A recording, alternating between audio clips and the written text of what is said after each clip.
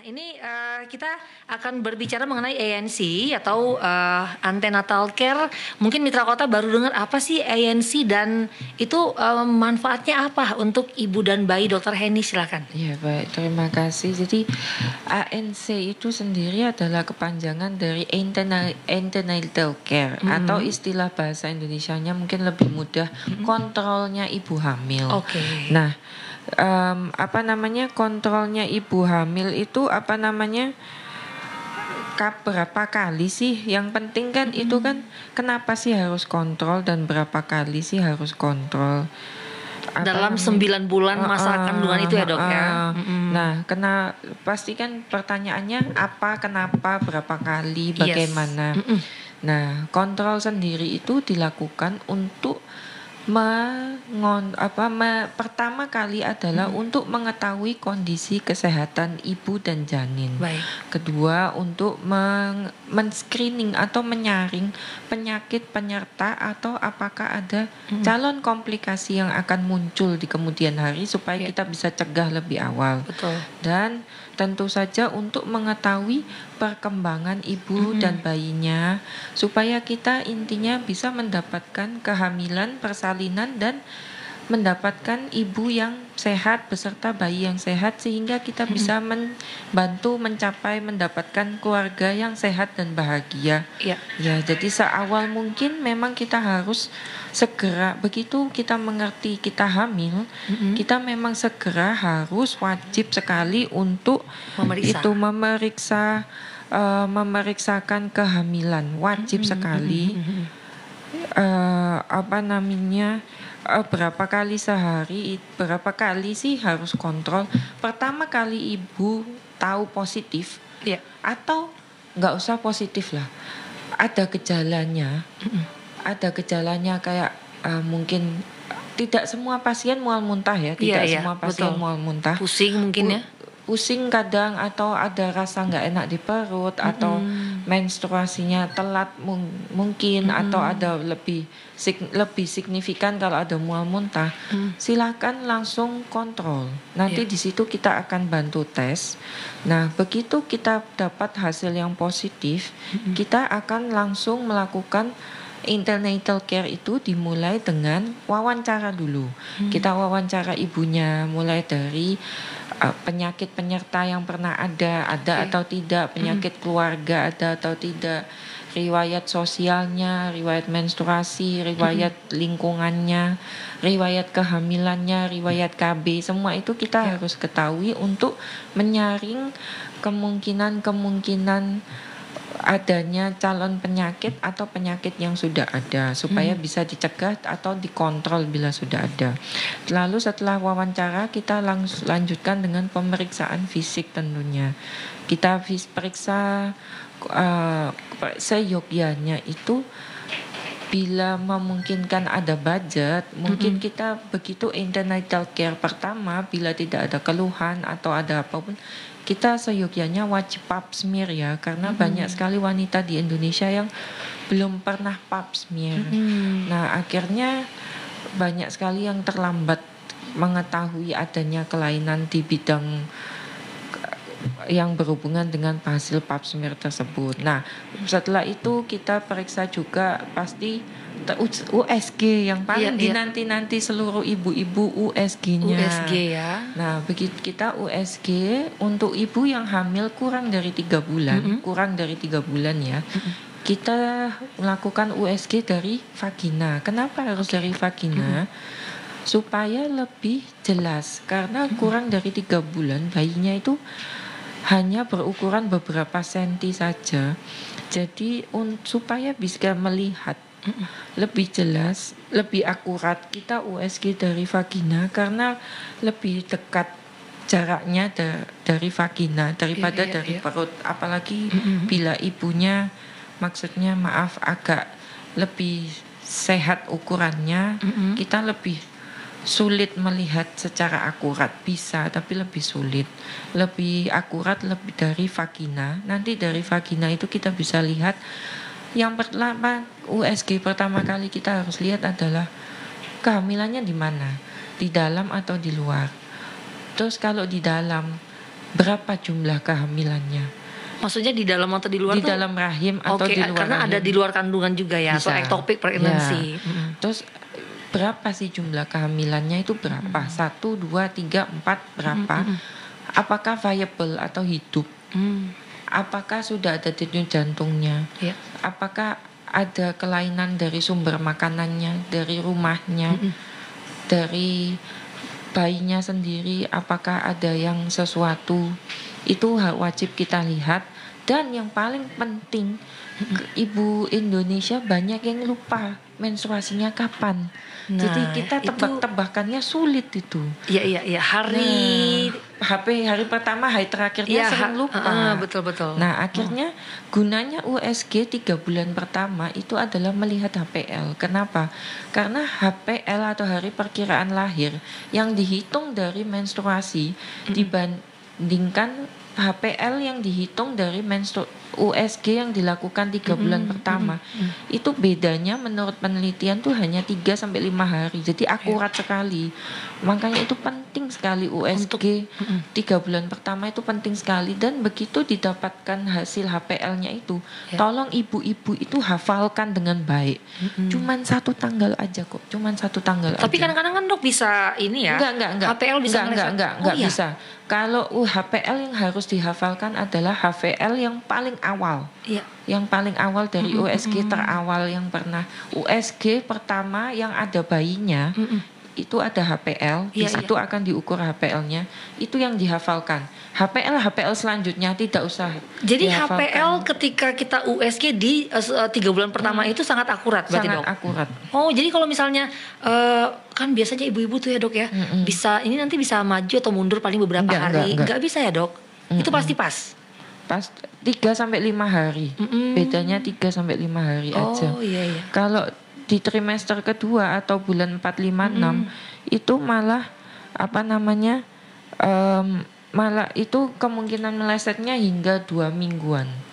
Lebih banyak melesetnya kalau kemungkinan USG-nya lebih dari 3 bulan. Trimester ketiga bulan 7, 8, 9 bisa 3 minggu lebih melesetnya. Oh iya. Iya, jadi lebih nggak ada artinya malah. Lebih berarti yang sangat penting itu menstruasinya, tapi kalau nggak hafal HPL-nya itu dari USG pertama, tolong dihafalkan. Cuman 1 tanggal aja kok, nggak berat kok ngafalnya. Iya.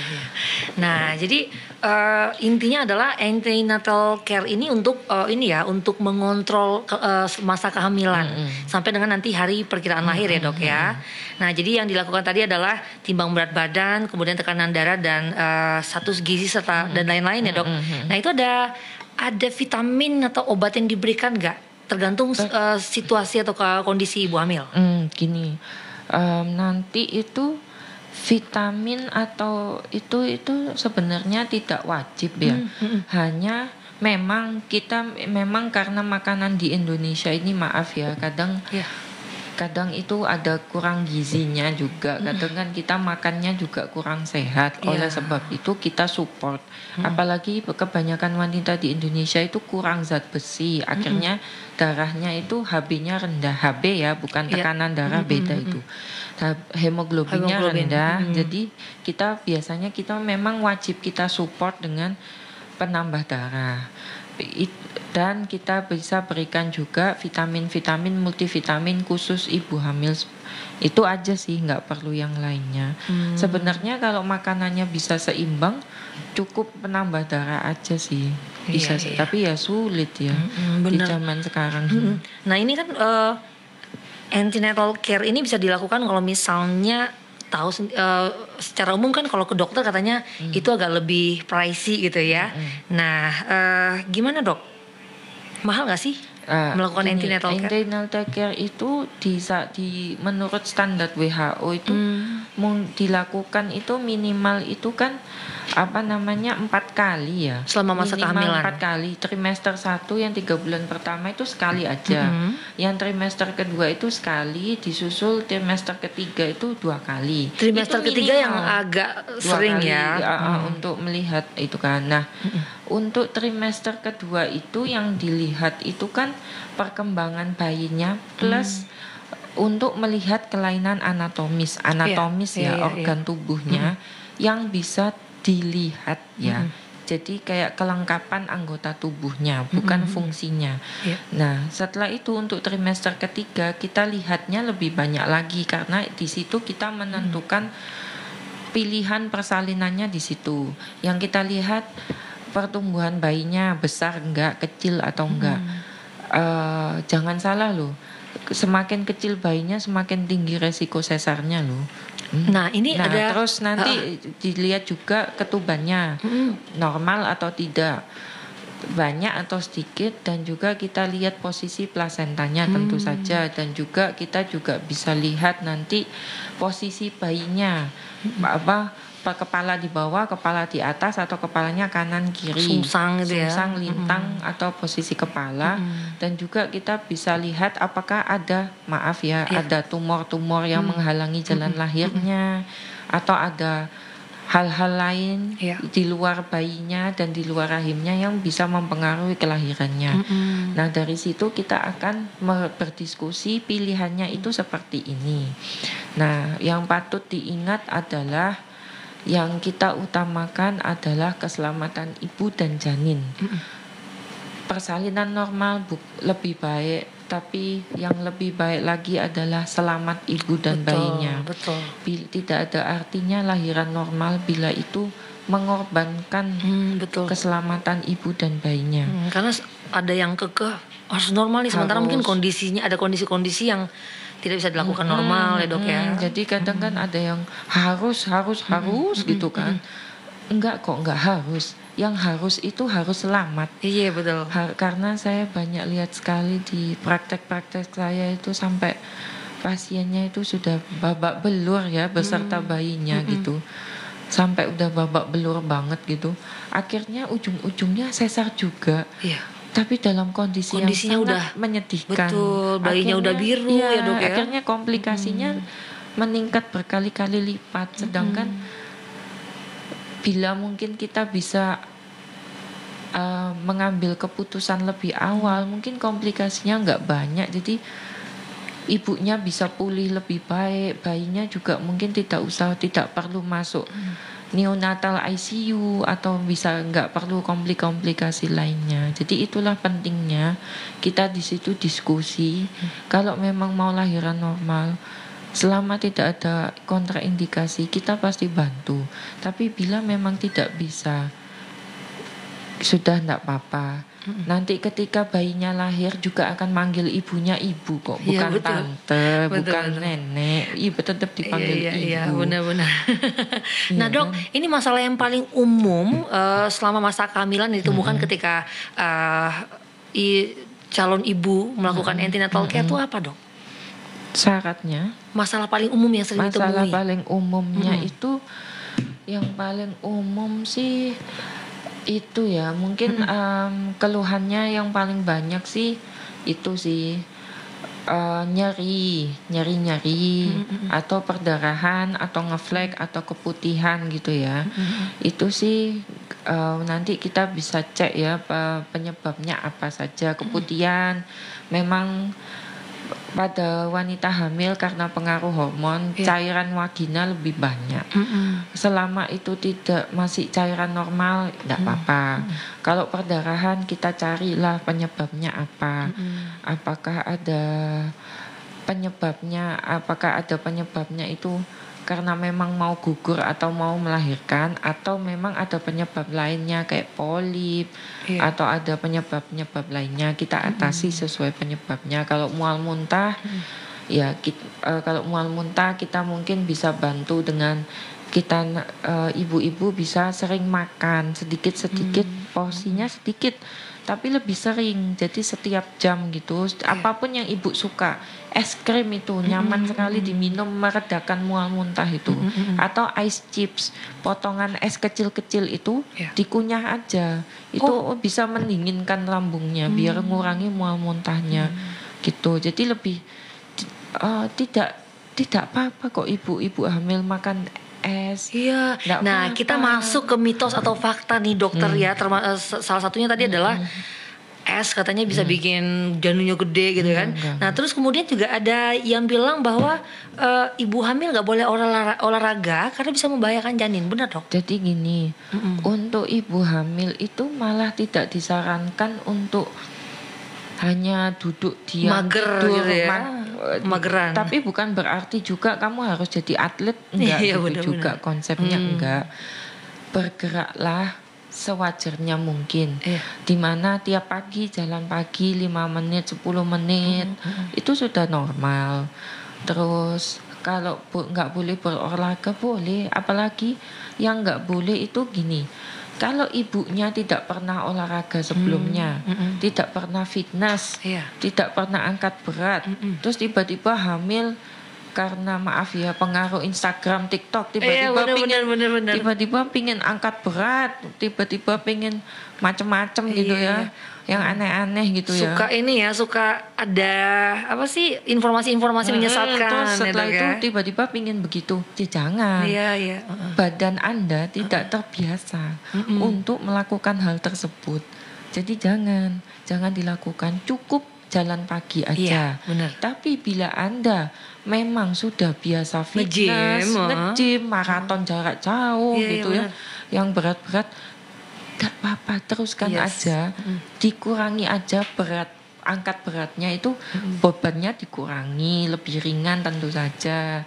Terus mungkin maratonnya dulu 10 kilo dikurang-kurangin dikit gitu. Jadi jangan memulai sesuatu yang tidak Anda biasakan, jadi dipaksa gitu, karena kehamilan itu sudah berat. Jangan dipaksakan. Jangan ditambah berat lagi gitu ya.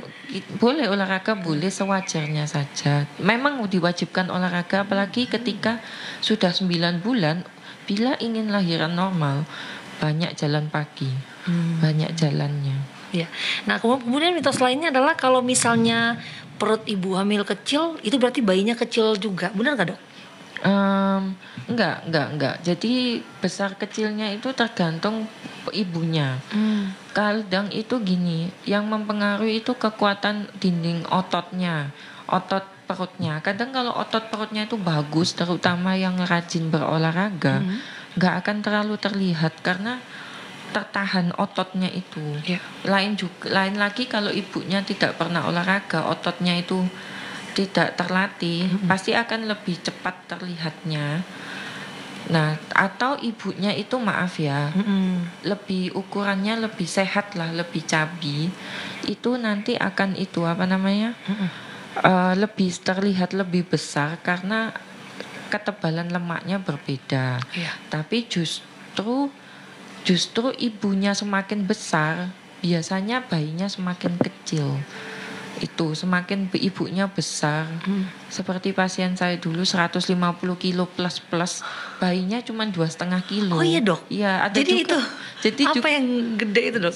Yang gede itu mamanya, yang besar itu mamanya. Kelihatan besar ya perutnya, enggak, bayinya kecil.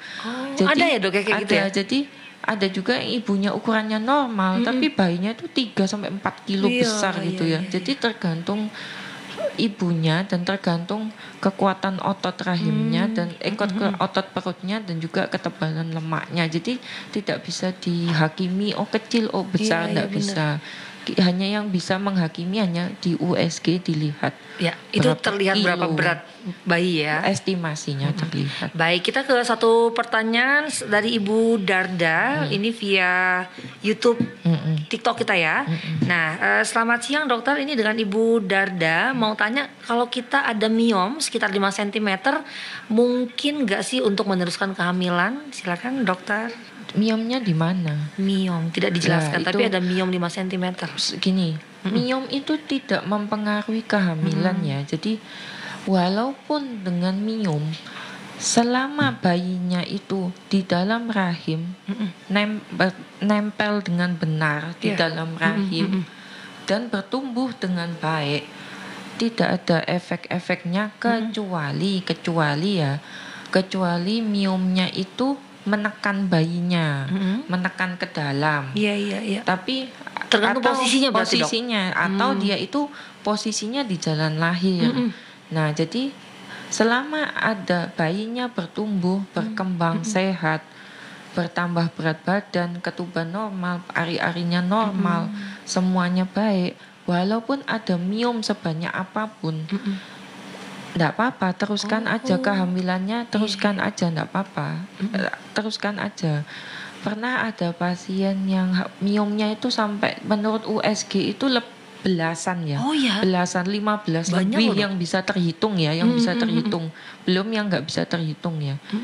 Bisa lahir normal sampai 9 bulan nggak apa-apa. Jadi miom itu Tapi miomnya tidak tetap di situ setelah tetap di melahirkan. situ. Oh, tetap di situ. Nanti miom itu kan dipengaruhi hormon ya. Nanti miomnya juga nanti harus dievaluasi setelah melahirkan. Iya, iya.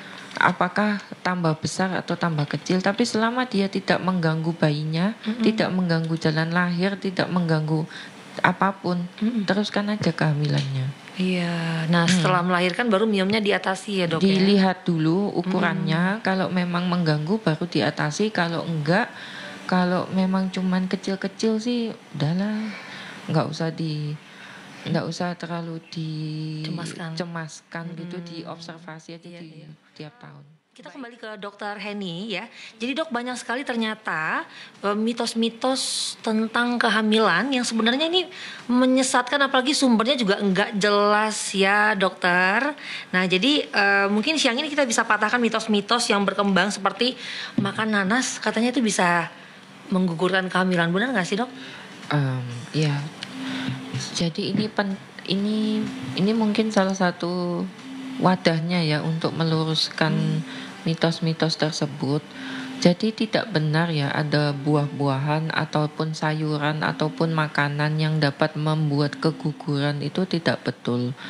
Jadi semua makanan itu apalagi buah-buahan dan sayur-sayuran itu kan sehat. Iya. Jadi tidak ada efek-efek untuk menggugurkan. Termasuk itu nanas. tidak ada. Jadi ini yang perlu diluruskan begini. Ibu hamil itu bukan orang sakit. Ibu hamil itu adalah suatu anugerah yang tidak terhingga. Iya. Suatu kepercayaan yang harus kita jaga. Nah, di mana menjaganya itu tentu tidak hanya dengan tidur aja, bukan hanya dengan makan tidur, enggak, tapi yang penting adalah kita ini kita ini harus makan untuk 2 orang, tentu saja, karena nutrisinya, satu-satunya sumber nutrisi adalah dari ari-ari yang menempel ke rahim, dan sumbernya adalah dari kita. Nah, tentu saja makanannya bayi hanya dari kita. Nah, oleh sebab itu sebaiknya makanannya itu memang harus 4 sehat 5 sempurna dan lebih banyak. Tapi ya bukan berarti banyak banget, enggak. Cuman rata-rata ditambah beberapa makanan aja, lebih banyak sedikit. Nah, ini artinya apa? Mitos lagi satu yang paling saya tidak suka dan yang paling salah itu adalah jangan makan banyak-banyak supaya bayinya kecil, supaya lahir normal. Salah sekali, karena semakin kecil bayinya, apalagi bila bayinya di bawah normal lahir hamilnya, apalagi bila bayinya di bawah 2 kilo, Anda akan disesar, ibu-ibu. Oh iya, Dok. Anda akan disesar. Kenapa? Berarti bayi Anda gagal tumbuh, dan berarti bayi Anda dalam kondisi gawat karena gagal tumbuh. Dan biasa bawaannya juga adalah pasti ketubannya juga sedikit. Jadi untuk menyelamatkan kita pasti sesar, kita nggak akan induksi, kita nggak akan tumbuh. Nah, jadi jangan begitu. Dan ketika nutrisinya itu sedikit itu setelah mama hamil, bukan berarti Anda akan lahir normal, enggak. Dan pikirkan dulu konsekuensinya ke depannya, karena nutrisi selama di dalam kandungan ini menentukan kehidupan bayinya, tidak hanya untuk masalah lahiran normal, tapi untuk fungsinya, fungsi kognitif terutama ke depannya sampai dia menjadi dewasa.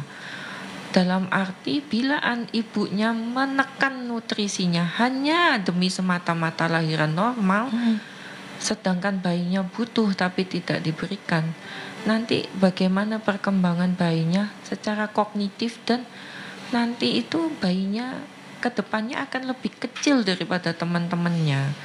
Jadi nanti gimana kehidupannya, kualitas hidupnya dia ke depannya, Stunting malah jadinya ya. ke depannya bagaimana gitu. Apakah tidak berarti yang namanya lahiran normal itu menjadi tidak berarti bila kualitas anak yang Anda hasilkan itu kurang. Nah, jadi Padahal selama ini dok, informasi yang berkembang itu adalah kalau misalnya bayinya gede itu justru akan sesar. Makanya enggak. ibu hamil tuh suka makan dikit-dikit gitu loh. Pernah saya lahirkan anak pertama 4,8 lahir normal. Normal bisa dok? Kok. Bisa. Itu tergantung kapasitas pinggulnya dan kalau bisa lahiran normal atau enggak besar kecil itu lebih berhubungan kepada kapasitas pinggul sih. Pinggulnya cukup atau enggak. Tapi memang kebanyakan kalau terlalu besar pasti pinggulnya enggak cukup. Iya benar. Cuman bukan berarti itu menjadi dasar untuk menekan nutrisi selama hamil. Jangan. Selama hamil Anda perlu nutrisi yang banyak. Bukan nasinya, bukan gulanya yang banyak. Bukan roti, bukan mie. Kita harus meningkatkan proteinnya. Protein ya. Dalam arti lauknya yang banyak. Semua makanan itu boleh dimakan asal makanannya itu bersih, bernutrisi. Tentu saja ibunya harus suka dan tentu saja tidak basi. Semuanya itu boleh. Dalam arti contoh ibu pagi bisa makan nasi sama telur. Terus mungkin setelah 2-3 jam lapar, cemil. Bisa kan ibu makan kayak sejenis buah-buahan boleh. Apapun lah itu. Apukat bagus ya. Durian juga boleh, nggak masalah kok. Boleh dong. Boleh dong. Good news. Terus setelah itu kalau siang ibu bisa makan nasi sama mungkin kangkung atau sawi bisa dengan ayam atau ayam plus telur. Terus nanti nyemil lagi, bisa lagi apapun lah cemilannya ibu suka kayak buah atau roti atau bisa juga jus buah, jus sayur, apalah ibu suka. Malamnya bisa makan ikan sama nasi boleh. Jadi jangan sampai makannya adalah sedikit-sedikit tapi sering dan bernutrisi dan harus ada proteinnya. Itu yang penting Yang penting proteinnya. Jangan kalau tinggi protein, insya Allah bayinya itu bukan besar, tapi padat ya. Tapi padat dan sehat. Yang bikin bayinya besar montok tok itu adalah gulanya. Jadi kalau memang lebih bagus mengurangi proteinnya. Kandungan gula ya dok ya. Gulanya. Ya, ini lebih bagus gulanya dikurangi, bukan tidak makan gula. Tapi dikurangi ya dok. Jangan terlalu ekstrim lah. Iya benar. Santai aja. Iya. Gula, ibu-ibu ini jangan terlalu ekstrim, apalagi kena TikTok sama Instagram terlalu ekstrim. Ini ndak mau, itu ndak mau. Malah jadi salah ya dok. Ini kita ada pertanyaan via telepon dan juga WhatsApp, tapi kita ke telepon dulu dokter. Ya kita sapa dulu. Halo Barabas, selamat siang. Iya, selamat siang. Selamat siang, Dok. Selamat siang. Iya, dengan Ibu siapa? Ya, dengan Ibu Lia di Jalan Durian. Silakan Ibu Lia. Dok, saya mau nanya tentang ini kehamilan untuk cek selama kehamilan itu minimal berapa kali ya, Dok? Terima kasih. Itu saja Bu Lia? Iya. Berapa kali cek kehamilan, mungkin maksudnya antenatal care tadi ya dok ya, periksa ke dokter. Begitu tahu hamil wajib langsung datang untuk menentukan yang tadi sudah saya jelaskan. Wajib dilanjutkan bulan keempat, 5, 6 minimal lah sekali atau kalau bisa lah 2 kali lah. 1 untuk melihat perkembangan bayinya, 1 untuk melihat kelengkapan bayinya. Disusul bulan 7, 8, 9 minimal lah kalau bisa 2 kali lah. Jadi totalnya 6 kali dok? 2 kali atau lebih ketika ada ibunya punya masalah mungkin bisa lebih rapat lagi kontrolnya. Tapi kalau nggak ada sih minimal lah sekali waktu usia 8 bulan. Terus nanti ketika sudah 9 itu tolonglah kontrol sekali untuk menentukan metode persalinannya. Baik, baik Ibu Lia, semoga terjawab ya pertanyaannya. Ada pertanyaan juga via WhatsApp dari Ibu Dian di Jalan Riau. Dok, bagaimana saya bisa memenuhi nutrisi untuk janin saya sementara memasuki trimester ketiga saya masih mual luar biasa, bahkan saya pernah opname karena setiap makanan yang saya konsumsi selalu muntah. Terima kasih dokter. Boleh dijawab dokter Eni? Sudah masuk trimester 3 tapi masih mual dok. Jarang ya terjadi pada pasien gitu ya. Tapi ada ya dok? Jadi selama masa kehamilannya ada, tapi jarang sekali ya terjadi. Mungkin satu yang perlu dirubah adalah pola pikirnya. Pola pikirnya jangan berpikir dulu kalau saya makan pasti muntah. Jangan. Satu, dua, jangan berpikir. Kadang ada kepercayaan mitos di masyarakat kalau nggak mual muntah itu nggak hamil. Jangan dihilangkan dulu pikiran seperti itu. Satu, dua, yang tadi jangan mikir kalau saya makan atau minum pasti muntah. Jangan. Pikirannya diubah menjadi positif dulu. Kekuatan pikiran tuh sangat kuat. Karena mungkin trauma ya dok ya dengan muntah ini ya. Jadi akhirnya mikirnya muntah aja. Jadi kekuatan pikiran dulu. Jadi tenangkan diri, bahagiakan dirimu dengan jalan-jalan. Lakukan yang ibu suka, apalah shopping, jalan-jalan, nonton. Terus sambil melakukan yang ibu suka, bawalah makanan sedikit-sedikit yang ibu suka. Sedikit-sedikit lah masuknya, nggak usah banyak-banyak, dikit-dikit aja. Dan carilah makanan yang ibu suka. Apalah, mungkin dulu ada pernah pasien yang sukanya soto doang. Jadi ya selama 9 bulan cuman makan soto ya nggak masalah, kan ada ayamnya, ada telurnya, ada nasinya. Boleh, nggak Itu apa-apa. yang bikin mual muntah tuh hormon ya dok ya? Hormon kehamilan. Tapi yang benar-benar sejati mual muntah yang patologis ya, karena hormon itu jarang yang sampai parah-parah banget gitu, jarang. Biasanya diatasi dengan perubahan pola pikir, dengan makanannya sedikit-sedikit tapi sering, ibunya dibikin bahagia, itu rata-rata sudah membaik sekali. Tapi kalau gitu. ngidam tuh bener gak sih dok? Ada gak sih atau cuman di terserah? Enggak sih, intinya gini loh, ibu hamil tuh harus dimanjakan gitu loh. Jadi kadang itu kita itu ibu hamil tuh karena pingin sesuatu gitu ya, lebih hormonal, lebih emosional gitu ya. Ya sudahlah bapak-bapak ibu, sudahlah kasihlah ke ibunya. Karena di luar negeri gak ada yang ngidam loh ya. Kasihlah, ibunya pingin apa, kasihlah. Ibunya, nanti anaknya ngeces gitu kan dok. Ibu-ibu mitos itu ya. cuman pingin disayangin, diturutin. Contoh ya, ibunya pingin jalan, ya udah toh pak, ajaklah jalan. Ibunya pingin shopping, ajaklah shopping. Ibunya pingin makan apa, ya udahlah diusahakan sebentar lah, diusahakan. Tapi ya di satu sisi ibu-ibunya juga jangan pakai alasan ngidam terus semuanya dihalalkan, jangan juga. Yang normal, maksudnya kita di jalan tengah aja, normal-normal aja. Kehamilan bukan penyakit, itu suatu hal yang bahagia.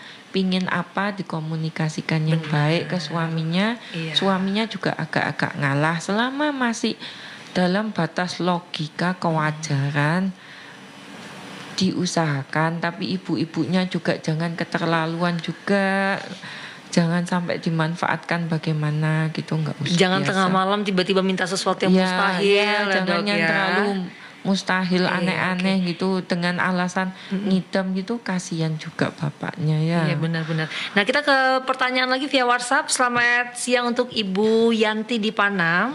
Assalamualaikum Barabas. Waalaikumsalam. Mau tanya nih info dari teman saya, sebelum menikah calon pengantin katanya harus disuntik. Apakah suntikan tersebut akan memperlambat proses kehamilan dok? Emang ada? Suntik tetanus nggak ada hubungannya sama kehamilan. Saya baru dengar kalau calon pengantin disuntik. Iya, biasa ada kan ya, dok? Calon pengantin itu sebelum ke KUA kan wajib dicek di puskesmas, dan biasanya diberikan suntik tetanus. Karena apa sih diberikan? Karena memang biasanya nggak mau vaksin, makanya dan untuk menghindari neonatus tetanus pada neonatus kan memang ibunya yang diberikan, dan memang terbukti nyata menurun angka tetanus pada neonatus atau bayi baru lahir dengan vaksin tersebut. Tapi itu tidak ada. Jadi gini loh ibu-ibu, hamil itu tidak dipengaruhi oleh suntik vaksin, itu tidak ada hubungannya sama sekali. Hamil itu dipengaruhi oleh kualitas sperma dan kualitas telurnya. Jadi itu yang berpengaruh. Jadi vaksin itu tidak mempengaruhi apapun hubungannya dengan kualitas untuk hamil, itu tidak ada hubungannya. Justru kalau kita nggak sakit, justru malah lebih cepat hamilnya. Nah itu ada juga kan dok ya, gangguan kehamilan tuh kayak di usia trimester kedua tuh flek. Itu biasanya penyebabnya apa dok? Mungkin ini secara umum seperti banyak mengalami gitu loh. Terus biasanya kalau flek dilarang nyampur dulu gitu dok ya. Nah tapi yang menyebabkan flek ini apa dok? Nah biasanya itu kalau ngeflek itu mungkin biasanya dari pengalaman praktek saya paling sering itu habis berhubungan seksual. Kenapa sih berhubungan seksual itu dihindari? Karena sperma laki-laki itu mengandung obat yang bisa membuat kontraksi. Iya. Begitu kontraksi pasti ngeflek. Makanya itu kenapa kalau berhubungan seksual itu ditahan dulu sampai ya kalau memang kehamilannya sensitif ya jangan dilakukan. Kalau kehamilannya kuat idealnya ya, sampai usia kandungan berapa dok? Kalau 9 itu sudah aman sih. Kalau sudah 9 pas 9 bulan itu aman. Bahkan bisa membantu menginduksi kelahiran. Oke. Jadi tidak boleh berhubungan sampai usia kandungan 9 bulan. Boleh sih, boleh. Cuman ya itu kembali lagi. Kalau bisa sih spermanya jangan di dalam ya. Gitu. Boleh sih jangan di dalam supaya tidak menyentuh Iya. mulut rahimnya. Karena supaya sperma tadi mengandung obat yang boleh sih, boleh. Dan juga kontraksi, kurangi stimulasi payudara. Nanti kan itu juga membuat kontraksi juga. Itu juga ngaruh ya dok ya? Jadi jangan yang payudara, jangan. Soalnya begitu putingnya distimulasi, itu juga menyebabkan hormon oksitosinnya. Nanti hormon oksitosinnya membuat kontraksi. Iya. Dan jadi mesti sabar-sabar dulu ya sampai aman. Juga jangan. Iya. Jadi boleh sih boleh, cuman dihindari yang menstimulasi tersebut. Dan kalau bisa sih dikurangi dan ditunggu sampai 9. Nanti 9 ya terserah aja. Nah sebelum kita tutup talk show ini ya dok ya, dokter mungkin bisa kasih pesan motivasi untuk para moms to be yang sedang hamil.